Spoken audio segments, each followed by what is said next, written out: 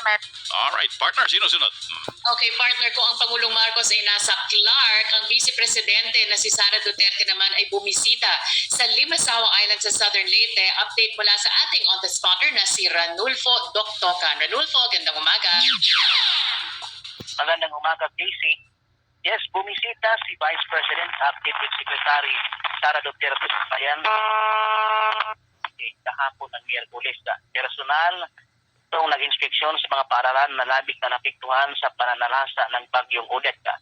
Pinangunahan din ng Vice Presidente ang gift giving na tinatawag na pagbabago gift giving kung saan nakatanggap ng mga food packs ang mga pamilya sa nasabing isla.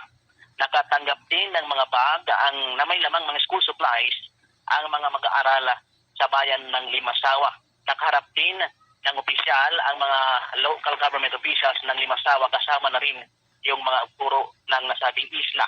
Matatandaan na isa yung isla ng Limasawa sa Southern Leyte na matinding tinamaan ng bagyong Odette noong December 2021.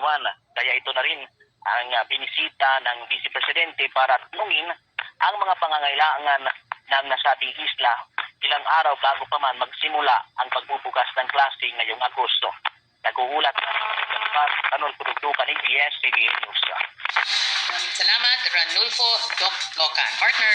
Thank you so much, Ranulfo. Eto naman, ngayon, meron pala